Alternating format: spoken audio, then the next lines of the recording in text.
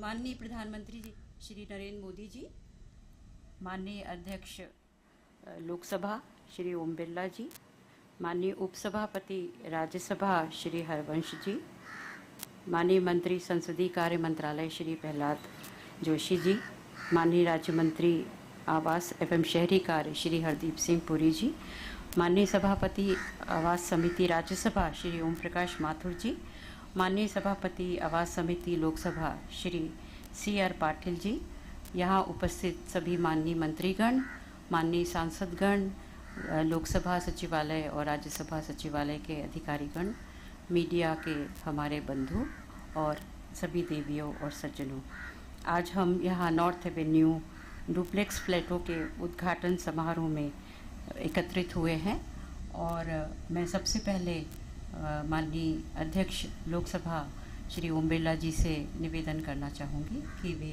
अपना स्वागत भाषण करें।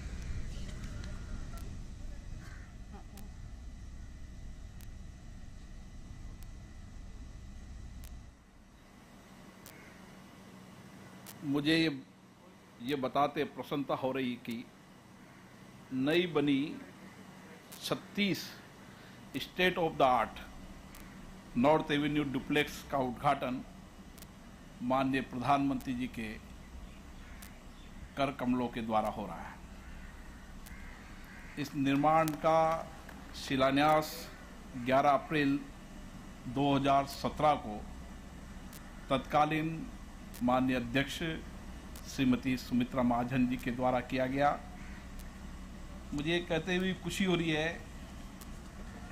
कि इस निर्माण में 2 वर्ष का समय दिया गया था, लेकिन ये समय से पूर्व इस भवनों का निर्माण हुआ।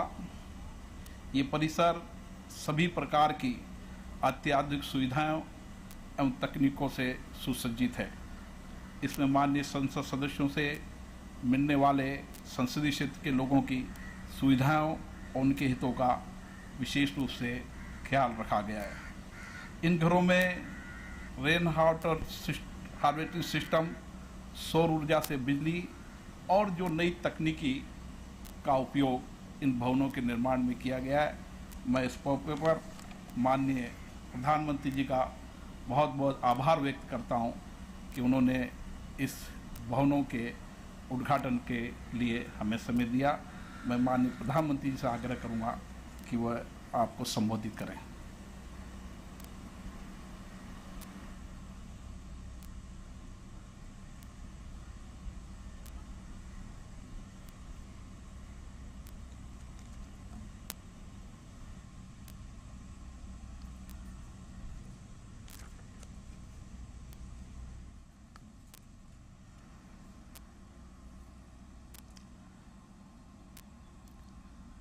लोकसभा के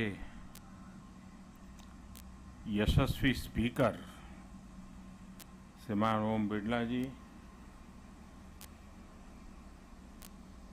उपसभापति राज्यसभा श्री हरिवंश जी, मंत्रिपरिषद के मेरे सहयोगी श्रीमान प्रहलाद जोशी जी, श्री हरदीप सिंह पुरी जी, हाउस कमेटी के अध्यक्ष भाई CR पाटिल जी, श्रीमान ओम जी माथुर जी, उपस्थित सभी सांसदगण, मंत्रिपरिषद के साथी और महानुभाव,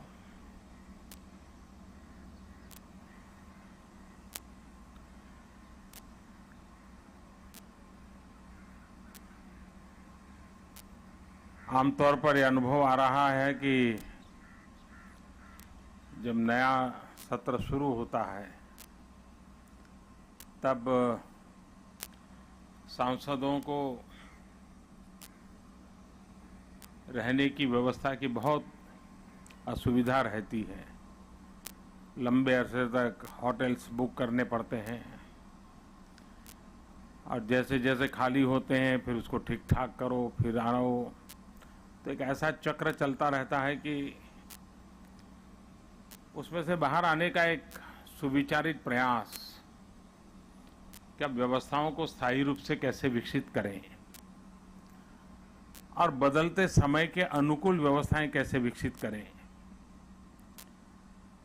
और सांसद के लिए स्वयं को तो एक कमरे से ज्यादा कोई जरूरत नहीं होती है, लेकिन सांसद के लिए एक सबसे बड़ा काम रहता है, उसके क्षेत्र के लोग बहुत बड़ी मात्रा में आते हैं, दूर दूर से आते हैं, और आने वाले हर एक के मन में रहता है कि मेरे यहाँ रात को रुकने की यहाँ व्यवस्था हो जाए। और सार्वजनिक जीवन जीने वाले लोगों को पता होता है कि जगह हो या ना हो, हम उसको नकार नहीं सकते हैं। अब इस समस्या को बाहर के लोगों के लिए अनुभव करना बड़ा मुश्किल होता है, और सांसद को पता होता है कितनी बड़ी कठिनाइयां रहती हैं। और इसलिए गत सत्र से ही सुविचारित रूप से एक प्रयास हुआ है। दूसरा अनुभव ये भी आया है कि कुछ भवन बहुत पुराने हैं और समय रहते उसमें हर दिन कुछ न कुछ रिपेयरिंग करना पड़ता है, और उसके कारण व्यवस्था करने वालों को भी असुविधा होती है, रहने वालों को भी असुविधा होती है। उसकी भी कोई व्यवस्था ठीक से हो जाए, स्थायी रूप से उसका समाधान हो, उस दिशा में भी प्रयास हो रहे हैं। आने वाले दिनों में और भी भवनों का काम हो, जल्दी से हो। सरकार अपने ही विभाग में इतने बढ़िया ढंग से काम करे तो बाहर लोगों को आश्चर्य होता है कि अच्छा भाई, इन हाउस भी इतना बढ़िया काम होता है। तो मैं विभाग के सब लोगों को बधाई देता हूं कि जिन्होंने इस काम को, आमतौर पर सरकारी काम मतलब समय से देरी से होना, लोग कितना हमेशा पूछते हैं कि भाई कितना लेट चल रहा है, कब तक हो जाएगा। हाँ कहते तो है, लेकिन कितने और समय लगाओगे। ये समय से पहले पूरा हुआ। सरकारी काम तो फिर कहते हैं कि भाई बजट तो बढ़ता ही जाएगा, ये तय किए हुए बजट से कम खर्चे में किया गया और क्वालिटी में कोई कॉम्प्रोमाइज नहीं किया गया। तो समय की बचत, धन की बचत और सुविधाओं के विषय में सतर्कता बरती गई। तो इस प्रकार से इस भवन का निर्माण करने में जिन जिन साथियों ने योगदान दिया है, शासन व्यवस्था के अधिकारियों ने जो जो काम किया है, वे सब अभिनंदन के अधिकारी हैं। इस बार हमने देखा होगा कि पार्लियामेंट बहुत ही उत्तम तरीके से परफॉर्म किया है, और उसके लिए सभी राजनीतिक दलों को क्रेडिट जाता है, सभी सांसदों को क्रेडिट जाता है, और चेयर पर बैठने वाले महानुभावों को भी उतना ही क्रेडिट जाता है। लेकिन जाते जाते दोनों सदन में से एक आवाज आई, स्पीकर महोदय जी ने भी कहा और उपराष्ट्रपति जी ने भी सदन में कहा कि अब जब 2022 आजादी के 75 साल हो रहे हैं, तो हमारा पार्लियामेंट का भी तो कुछ हाल बदलना चाहिए।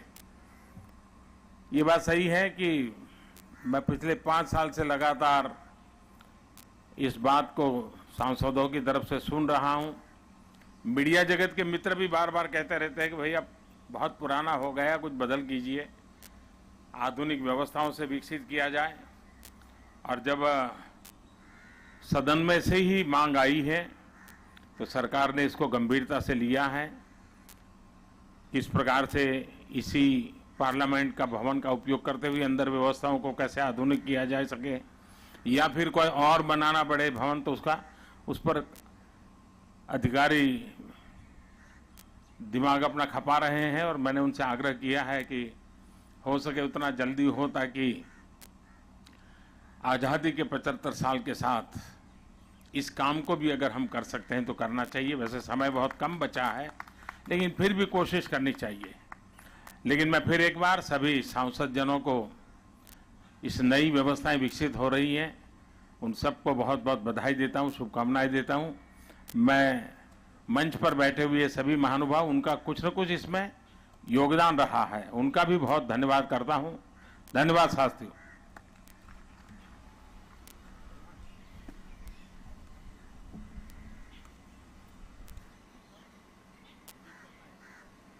मैं सभी को निवेदन करती हूँ कि इस आवासीय परिसर का उद्घाटन कर माननीय प्रधानमंत्री जी हम सभी को कृतार्थ करें।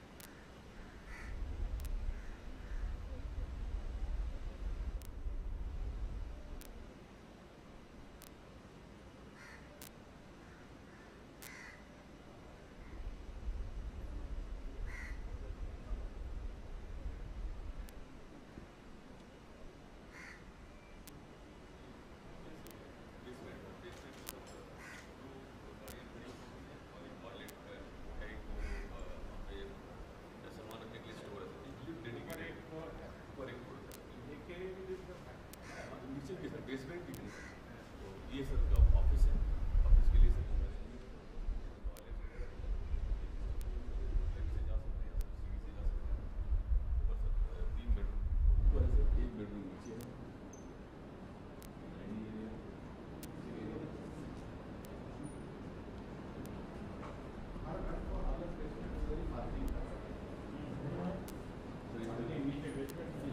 पार्किंग सर 2 गाड़ियाँ पार्किंग है नीचे, 2 गाड़ी पार्किंग है सर। और सिक्योरिटी के लिए अलग से रूम बनाया हुआ है, सिक्योरिटी गार्ड के लिए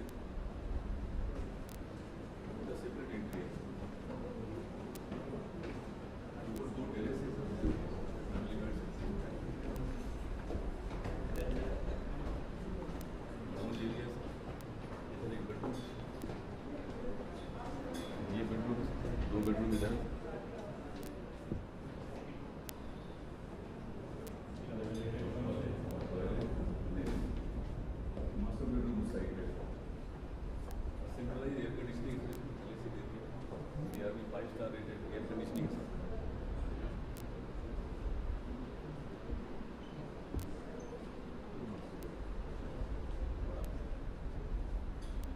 स्टोरेज कैपेसिटी सब जगह दिया हुआ है बड़ी।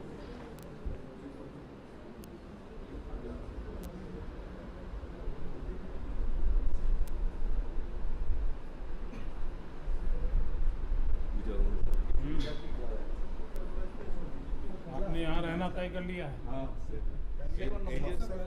पूजा की घर है, ये मेरा सजेशन था। और जब हुआ था ये पूजा के लिए एक घर होना चाहिए, मंदिर के लिए। मंदिर तो नहीं ये है, बंगाल के अखबारों में छपा है।